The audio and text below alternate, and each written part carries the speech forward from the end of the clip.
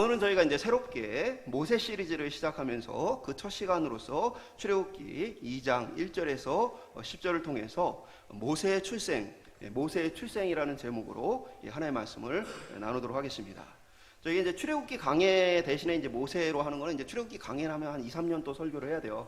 그래서 좀 성경을 좀 짧게 다양한 본문을 하기 위해서 지금 그렇게 나눴습니다. 그래서 출애굽기를 11번 설교하고 마지막 신명기의 모세의 죽음까지 해서 12편으로 이제 출애굽기 모세 시리즈를 저희가 진행을 합니다. 출애굽기는 성경 전체를 관통하는 이제 중요한 이제 개념을 갖고 있죠. 바로 출애굽 자체가 성경을 전체를 아우를 수 있는 굉장히 중요한 개념 중에 하나입니다. 특별히 이제 이 출애굽기는 공간복음과 특별히 이 요한복음에 예수님께서 하시는 모든 사역들을 출애굽 시기에 이제 사건들과 연관지어서 설명을 해주는 모습을 보게 되어집니다. 출애굽기 이제 우리가 읽은 본문이 2장 1절에서 10절은 모세의 출생에 대한 기록을 하고 있고요. 그 앞에 1장은 이제 그 배경을 기록을 해주고 있습니다. 그리고 이 출애굽기에 중심되어지는 이제 내용은 뭐냐면 하나님께서 아브라함에게 약속하신 그 약속이 어떻게 이루어지는가라는 부분을 좀 다루고 있습니다. 하나님께서는 아브라함에게 창세기 15장에 보면 당시 아브라함은 자식이 없어요. 그때 하나님께서 내가 너에게 자식을 줄 것이다. 그리고 하늘의 별을 봐라. 그 하늘의 별처럼 많은 자손을 너에게 주겠다라는 약속을 하십니다. 그러면서 또 이어지는 15장 13절과 14절에 이렇게 말씀하세요. 여호와께서 아브라함에게 이르시되 너는 반드시 알라 내 자손이 이방에서 객이 되어 그들을 섬기겠고 그들은 400년 동안 내 자손을 괴롭히리니 그들이 섬기는 나라를 내가 징벌할지며 그 후에 내 자손이 큰 재물을 이끌고 나오리라. 그러니까 아브라함에게 약속하신 것 중에 지금 하나는 이루어졌죠. 하늘의 별처럼 많은 자손을 주어서 큰 민족을 이루게 하시겠다.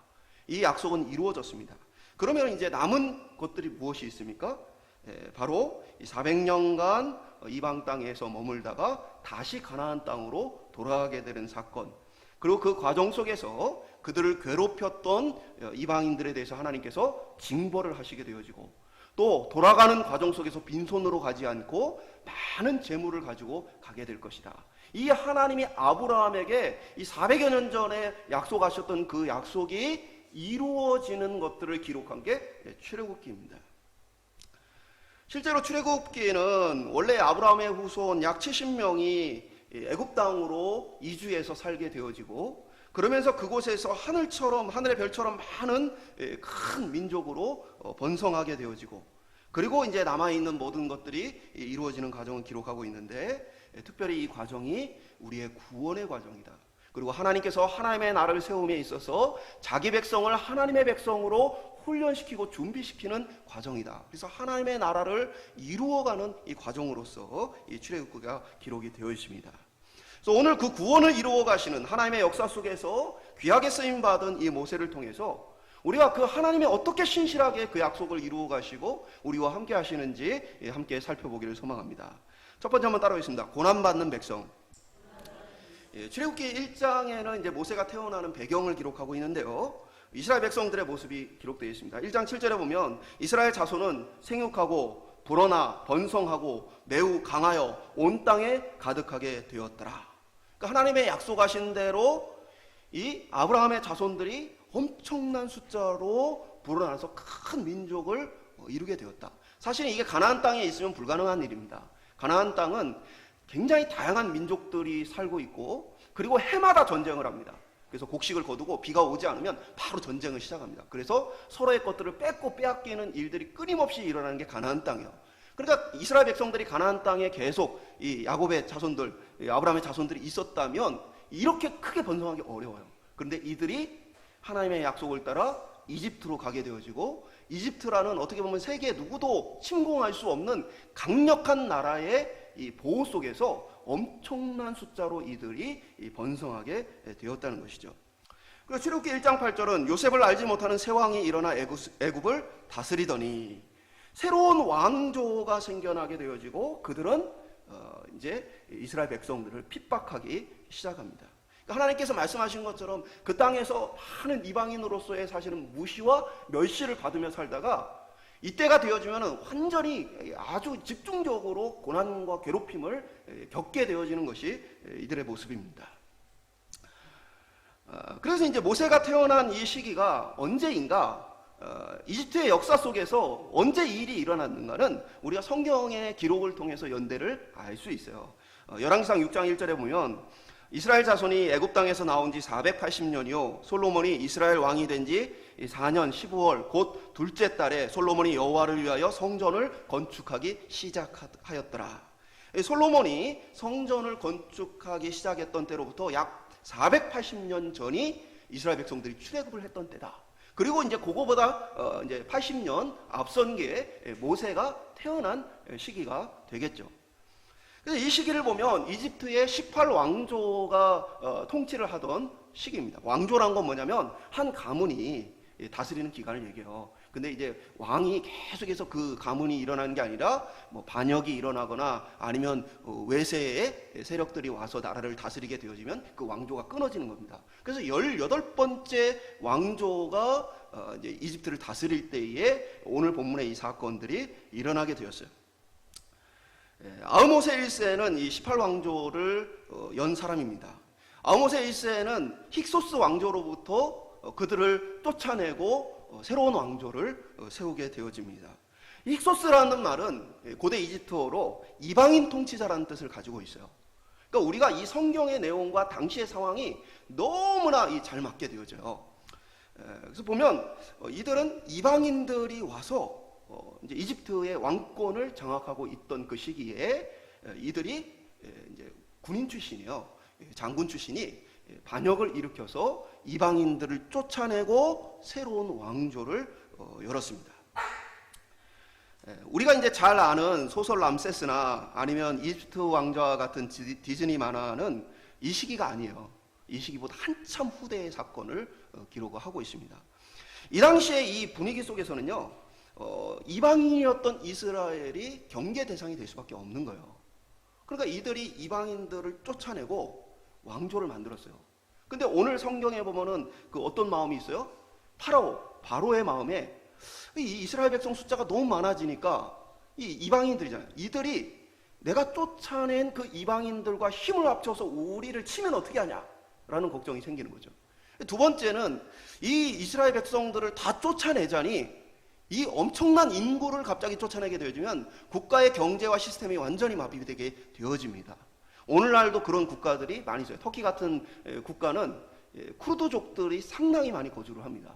근데 쿠르드가 국가를 만들어서 그들의 이제 나라를 세우려고 하니까 터키가 막 공격을 하면서 그걸 막아내고 있죠. 왜냐하면 쿠르드족이 터키 안에 있는 사람들이 다 만약에 이주를 해버리면 터키 경제는 완전히 무너지게 되어집니다.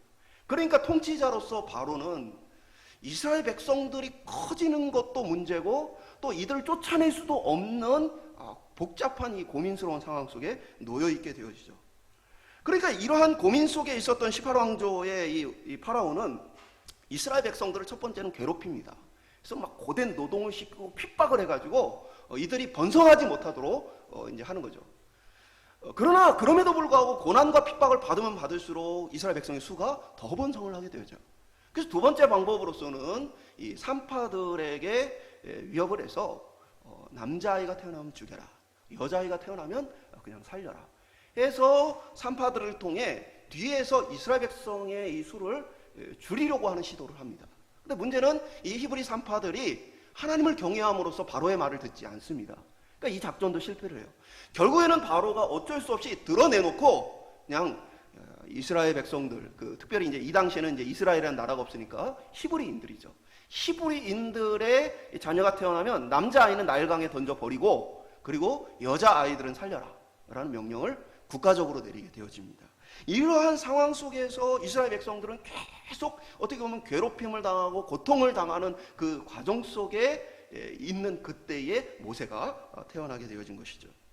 우리는 이 고난이라고 생각하면 자꾸만 개인적인 차원에서 내가 무슨 잘못을 해서 이 고난을 받느냐 이 생각을 자주 하게 되어지고 또는 누군가의 잘못 때문에 내가 이렇게 되었다라는 그런 생각에 빠지기가 쉬워요. 그러나 오늘 본문에서 이스라엘 백성들이 받는 고난은 이스라엘 백성의 죄와는 아무 관련이 없어요. 이스라엘 백성들이 애굽에서 어떤 죄를 지었거나 또는 이스라엘 백성들이 하나님을 잊어버리고 우상숭배를 했다거나 이러한 것들에 대해서 기록하지 않습니다. 오히려 하나님은 하나님이 계획된 역사 속에서 이스라엘 백성들은 고난을 받게 되어질 것이고 그때에 하나님께서 그들을 건져주실 것이라는 약속을 해주고 있는 것이죠. 그렇기 때문에 오히려 이스라엘 백성들은 하나님의 뜻 안에 있고 하나님이 기뻐하시는 그 과정 속에서 고난을 받게 되어진 거예요. 그래서 우리는 이 고난을 받는 이들에 대해서 때로는 멸시하거나 우습게 여기거나 또 그들의 어떤 잘못이 있지는 않을까라는 생각을 갖는 것은 하나님 뜻에 맞지 않을 수 있다는 거예요. 실제로 욥의 세 친구들이 욥이 고난받을 때에 무슨 죄가 있지는 않는가 하면서 계속 그 욥을 괴롭게 하잖아요. 근데 그런 것과 관계없이 하나님의 섭리 속에서 우리의 삶 가운데 고난이 있을 수 있다. 때로는 누군가의 잘못이나 우리 자신의 잘못과 관계없이 하나님의 어떤 목적과 계획 과정 가운데 우리에게 고난이 찾아올 수 있다라고 생각할 수 있죠. 애굽이란 나라에 대해서 이 고난이란 것은 소망할 곳이 아니다라는 것을 분명하게 밝혀주는 기능을 합니다. 요셉이 국무총리로 있을 때 강력한 영향력을 가지고 있었죠. 그때 애굽은 어떤 곳이었습니까? 기근을 피하는 곳이었어요. 다른 나라들은 다 양식이 없어서 굶어 죽는 상황 속에서 애굽은 양식이 많이 있었죠. 그러니까 애굽이란 나라는 양식을 가지고 살아갈 수 있는 나라. 거기에 뭡니까? 고센 땅이라는 이스라엘 백성들이 목축을 하는 데 있어서 가장 적합하고 좋은 땅을 그들이 분배를 받게 되었죠. 그리고 말씀드린 것처럼 이 가나안 땅은 끊임없는 전쟁과 이 경쟁 속에 살아야 하는 나라예요. 그런데 이집트는 누구도 침공을 못합니다. 당시에 이집트는 아무도 침공할 수 없는 그런 강력한 나라였어요. 그러니까 그 강력한 보호 속에서 이스라엘 백성들은 계속해서 숫자를 늘릴 수 있는 곳이죠. 그러니까 어떻게 보면은 이 이집트라는 곳이, 애굽이라는 곳이 굉장히 어떻게 보면은 좋은 것처럼 느껴져요. 계속해서 만약에 그 안전한 곳이고 그들이 살기 좋은 곳이었다면 사실 이스라엘 백성들은 하나님의 약속을 기억할 필요가 없죠. 하나님의 언약 가운데 애굽은 백성이 영원히 머물 수 있는 땅이 아니었어요. 그래서 결국 이것이 뭡니까? 고난의 장소가 되는 거죠. 만약에 애굽에 새로운 왕조가 세워지지 않고 이스라엘 백성들이 평안함 가운데 계속해서 머물러 있었다면 그들은 하나님을 찾지도 않고 하나님의 약속을 따라 우리를 건져달라고 요구하지도 않았을 것입니다. 고통이 너무 심해지고 특별히 새로운 왕조가 생겨서 그들을 통해서 너무나 많은 핍박이 있다 보니까 그들은 하나님의 약속을 기억하며 하나님 우리를 건져주시겠다고 하셨는데 그때가 이제 가까워오지 않았습니까 하면서 그들이 간절히 하나님의 도움을 구하고 있었다는 것입니다. 오늘 우리의 삶도 크게 다르지 않습니다. 우리도 나름대로 이 땅에서의 평화와 번영을 누리게 되어져요. 근데 평화와 번영을 누리다 보면 우리가 그것으로 인해서 하나님께 더 감사하고 충성하는 게 아니고 그 번영을 즐기고 누리느라고 신앙을 잃어버리기 쉬운 모습을 보게 되어지죠. 실제로 이 소득 수준이 높아지고 복지 수준이 높아지면 높아질수록 그 나라에서 하나님에 대한 간절함과 신앙의 절박함들이 많이 사라지게 되어집니다. 오늘 과거 우리의 어려웠던 시절에 우리는 하나님만 바라볼 수밖에 없었어요. 살려달라고 부르짖고 살 길을 열어달라고 부르짖었습니다. 학교를 보낼 돈이 없어서 기도를 했고 아침에 먹을 양식이 없어서 기도를 했어요. 근데 오늘날 이 모든 것들이 채워지고 나니까 이제는 구하고 찾기를 열심히 하지 않는 모습 보게 되어지죠. 오늘 우리의 신앙 속에서도 고난이 없을 때 우리가 때로는 너무나 이 고난 없이 나태해지는 모습을 보게 되어져요. 그러면서 고난은 이 땅에서 안주하고자 하는 우리의 마음을 내려놓게 하시는 하나님의 은혜의 수단이 되어지기도 합니다. 우리는 다 고난을 겪어요. 다 어떤 밖에서 보면은 사람들이 다 평화로운 것 같죠. 여러분 SNS 보면 볼수록 우울증이 심해진다는 얘기가 있습니다. 왜 그런지 아세요? SNS에는 괴로움과 슬픔이 거의 없어요. 좋은 데 가서 사진 찍고 맛있는 데 가서 유명한 데 가서 밥 먹고 이런 사진들로 가득합니다. 그런데 실제 사람들의 삶은 그런 것들로 채워져 있지 않아요. 그래서 그런 것을 볼 때마다 사실은 우리의 마음속에 괴로움이 더 커져가는 모습 보게 되는 거죠. 남들은 다 행복한데 나만 행복하지 않은 그러한 괴로움 가운데 빠지기 쉬워요. 이제 그럼에도 불구하고 우리는 다 이 고난과 어려움을 겪습니다. 그 대표적인 게 뭐예요? 건강이죠. 영원히 건강한 사람은 없습니다. 여러분 연세가 드시면 드실수록 건강이 더 막 충만해지십니까? 걷는 게 힘들어지고 먹는 게 힘들어지고 사는 많은 부분들이 불편해지기 시작합니다. 모든 인간은 고난으로부터 자유롭지 않아요. 그러면서 우리는 뭡니까? 이 땅이 우리가 영원히 머물 곳이 아니고 하나님의 약속과 말씀을 떠올리고 그것을 바라보게 되어지는 것이죠. 하나님께서 우리에게 고난을 주시는 이유가 바로 하나님의 말씀과 그 약속을 바라보게 하시기 위한 부분도 있어요. 오늘 저와 여러분이 고난에 대한 좀 더 넓은 시각을 가졌으면 좋겠어요. 단순히 내가 뭘 잘못했는가, 또 누구 때문에 이렇게 되었는가가 아니라 고난 속에서 우리의 시선이 하나님을 향할 수 있도록 이 고난에 대한 소망을 우리 주 예수 그리스도 안에서 우리가 찾고 발견할 수 있기를 간절히 소망합니다. 그래서 고난이 있을 때마다 우리 안에 신앙이 더 견고해지고 또 하나님을 더 간절히 찾는 귀한 복이 있는 저와 여러분이 될 수 있기를 주님의 이름으로 축복합니다. 두 번째 한번 따라하겠습니다. 믿음으로 살아가는 삶. 지금 이제 이스라엘 백성의 아들들은 다 태어난 남자아이들은 다 죽여라 라고 지금 국가적인 명령이 떨어졌죠. 출애굽기 2장 1절은 레위 가족 중에 한 사람이 레위 여자에게 장가들었다. 출애굽기 6장 20절은 이 두 사람이 누구냐? 아므람과 요게벳이라고 기록해주고 있어요. 그 모세의 부모가 되는 사람들입니다. 이들은 친족 간의 결혼을 했습니다. 고대 사회에는 이러한 친족끼리의 결혼이 굉장히 다반화되어 있어요. 이스라엘뿐 아니라 모든 나라의 친족 간의 결혼이 굉장히 많았던 시기입니다. 정확히 말하면 이제 모세는 아므람과 요게벳이라는 두 사람의 세 번째 자녀로 태어납니다. 그래서 미리암이라는 첫째 딸이 태어나고 그리고 이후에 아론이라는 둘째 아들이 태어나고 그리고 셋째로서 모세가 태어나게 되는데 이전까지는 없었던 이 남자아이가 태어나면 죽이라는 명령이 모세가 태어나던 때에 발생하게 되어진 것이죠. 출애굽기 2장 2절에 보면 그 여자가 임신하여 아들을 낳으니 그가 잘생긴 것을 보고 석 달 동안 그를 숨겼으나 죽이라는 명령에도 불구하고 3개월을 아이를 숨겨서 키우게 되어집니다. 근데 그 이유가 뭐예요? 그가 잘생긴 것을 보고. 잘생기면 살고 못생기면 죽습니까? 이 잘생겼다라는 표현은 히브리어 토브라는 단어가 사용됐어요. 이 토브라는 다양한 의미로 쓰일 수 있습니다. 잘생겼다는 의미도 있을 수 있어요. 선하다는 의미도 있습니다.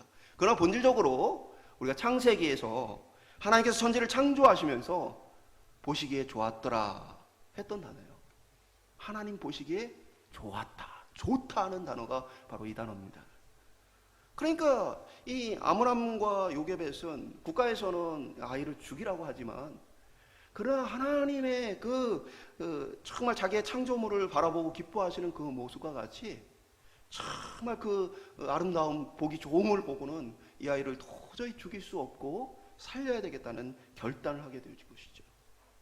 히브리서 10장 23절에 보면 믿음으로 모세가 났을 때에 그 부모가 아름다운 아이임을 보고 석 달 동안 숨겨 왕의 명령을 무서워 아니하였으며 라고 기록하죠. 히브리서는 모세가 믿음 가운데 태어났다. 죽이라는 국가의 명령에도 불구하고 그 바로의 명령을 반역할 만한 믿음을 그 부모가 가지고 이 아이를 키웠다, 살렸다 라고 얘기하고 있죠.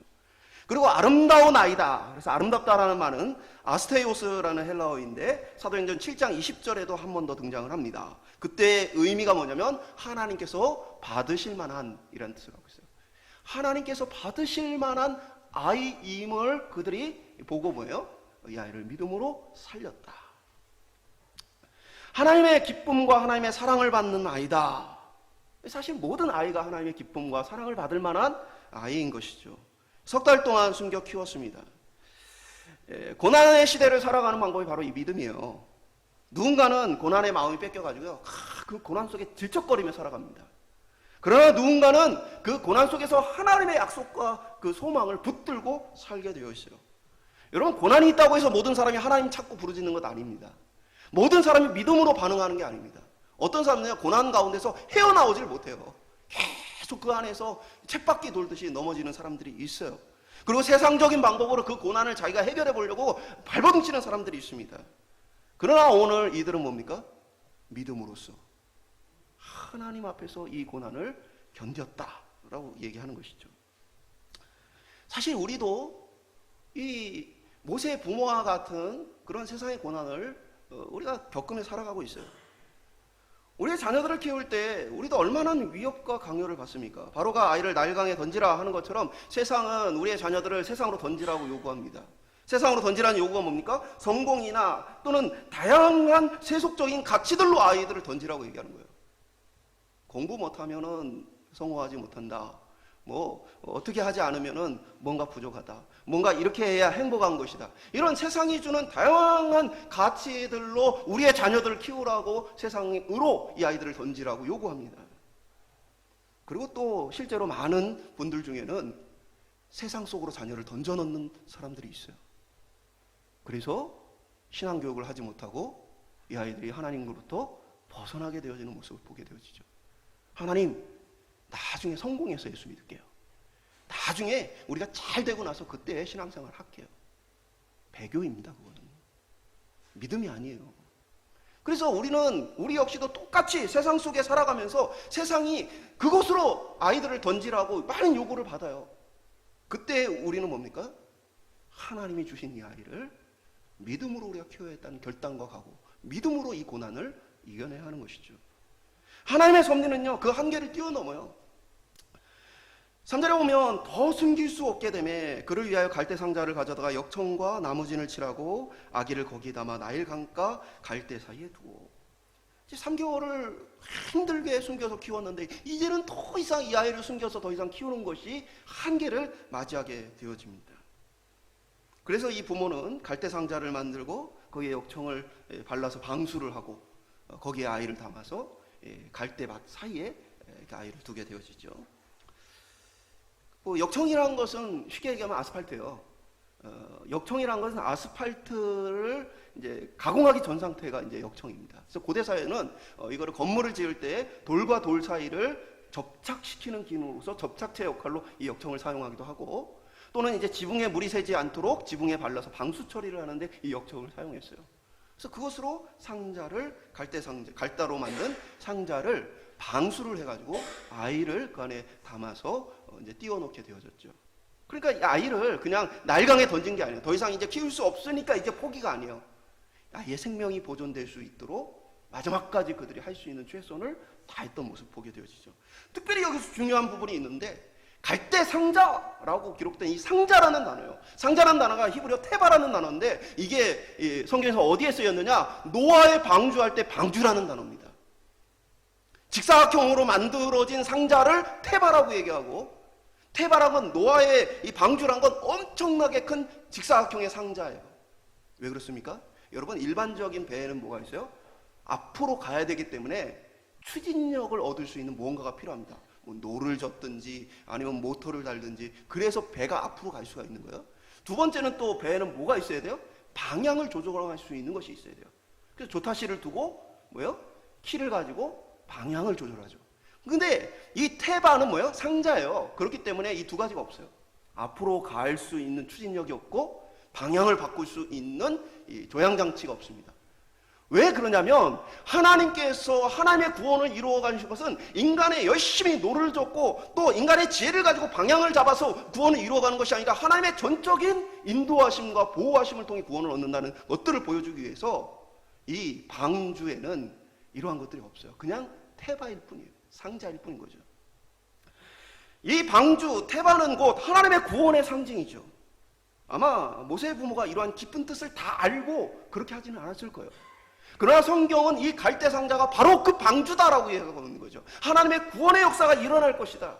벌써 그것을 예고해주고 있는 모습을 담고 있죠. 그러니까 하나님의 섭리란 건요, 굉장히 자세한 것 하나하나까지, 때로는 우리가 의도하지 않은 것 속에서도 하나님의 놀라운 개입하심이 나타나는 모습을 우리가 보게 되어집니다. 모세의 누이 미리암은 갈대 상자를 갈대 사이에 둡니다. 그러니까 나일강에서 떠내려가게 둔 게 아니에요. 갈대 사이에 두어서 떠내려가지 않게끔 하고 멀리서 그 아이를 지켜보는 거죠. 그러니까 이것에는 뭐가 느껴집니까? 포기한 게 아니고 끝까지 이 아이가 어떻게 되는지를, 이 아이가 어떻게든 살기를 바라는 그러한 마음들이 담겨져 있죠. 우리도 때로는 우리의 믿음으로 행하지만 그 믿음의 한계를 만날 수 있어요. 우리가 견디고 우리가 문제를 해결하고 우리가 무언가를 하는 데 있어서 한계를 만날 수 있어요. 우리는 그때 뭡니까? 하나님의 뜻에 맡겨두는 거예요. 더 이상 우리가 해결할 수 없는 문제를 만났을 때 하나님께서 이 문제를 어떻게 해결하실지를 우리는 믿음으로 지켜봐야 하는 것입니다.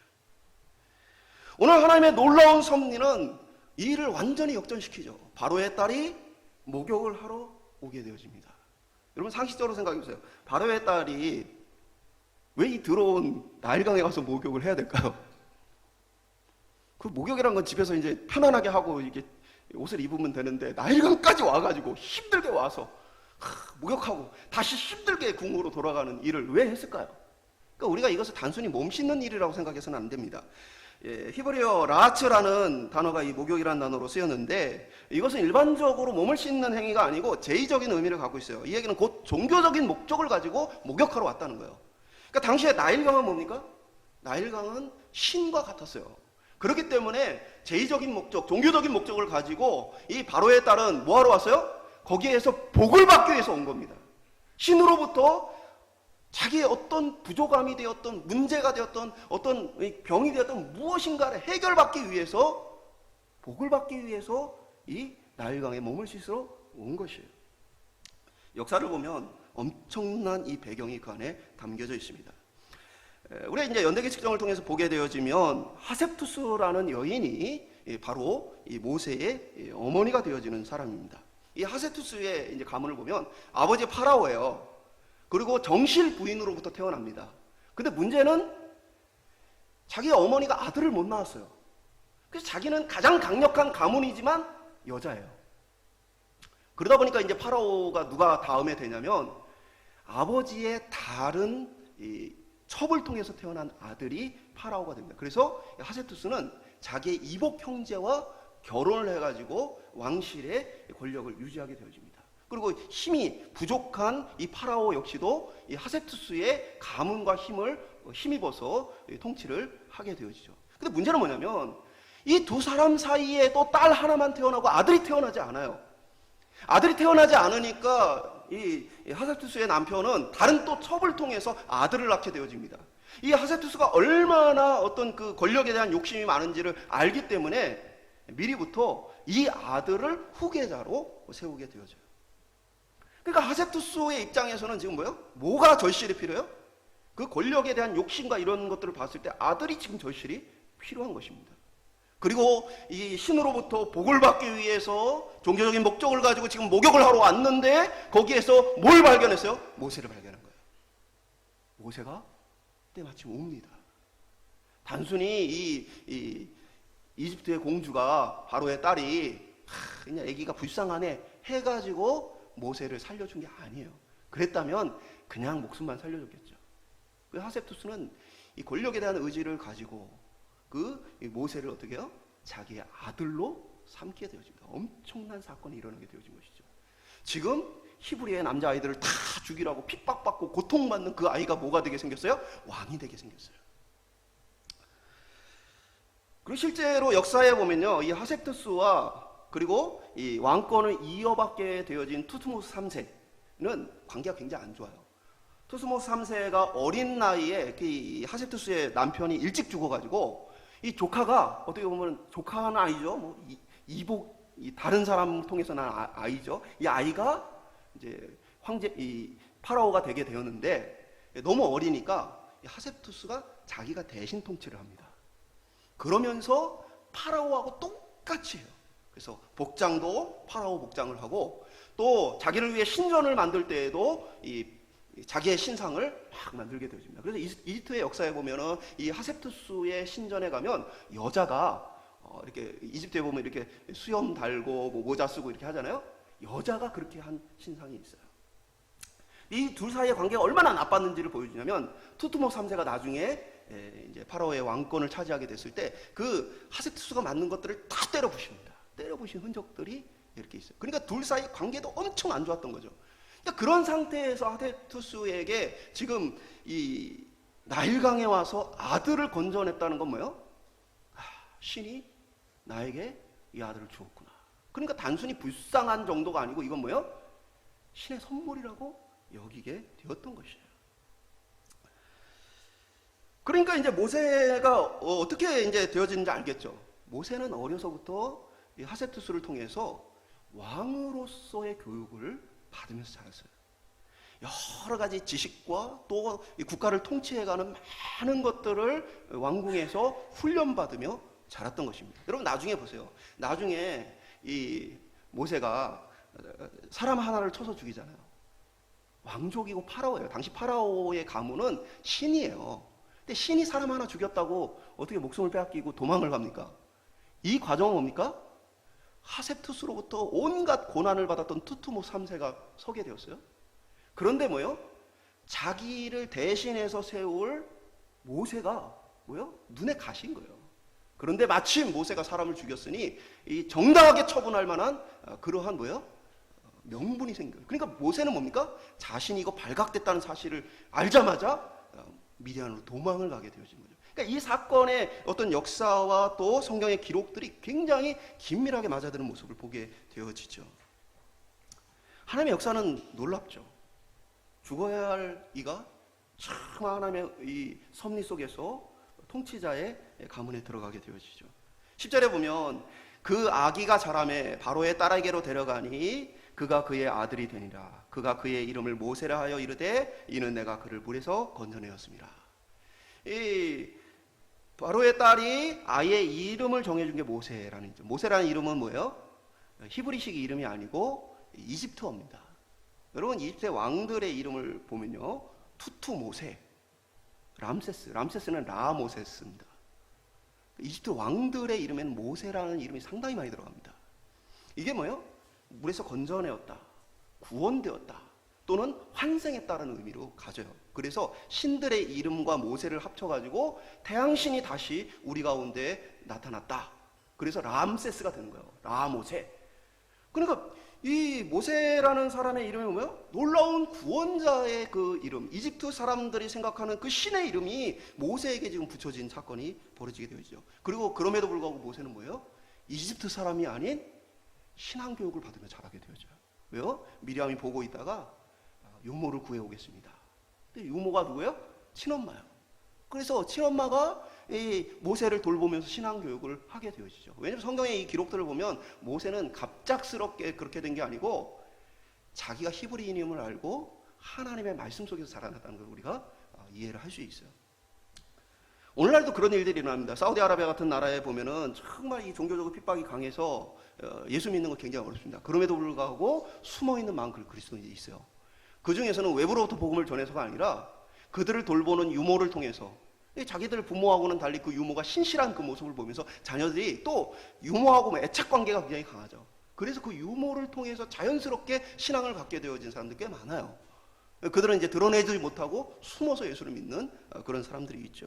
그러니까 모세는 애굽왕 바로의 집에서 이 왕권을 위한 이 권력자로서 또 지도자로서 훈련을 받으면서도 동시에 어머니를 통해서 신앙적인 교육을 받으며 자라게 되어진 것이죠.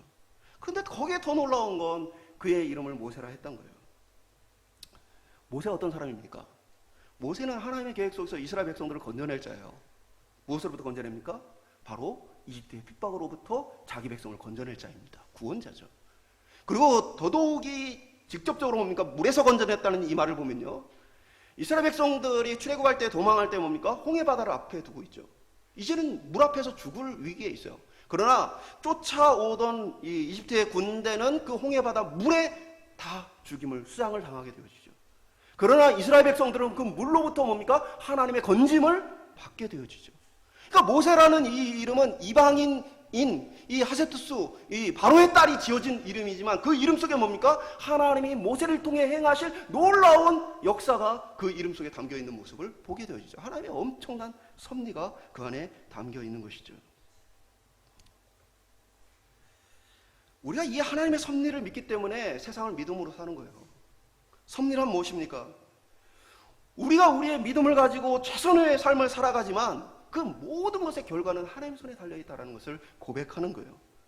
그래서 때로는 우리가 원하는 결과가 주어지지 않을 수 있어요. 그때 자기 욕심을 따라 살아가는 사람은요, 낙심하거나 실망해요. 내가 열심히 했는데 안 됐어. 무엇 때문에 안 됐지?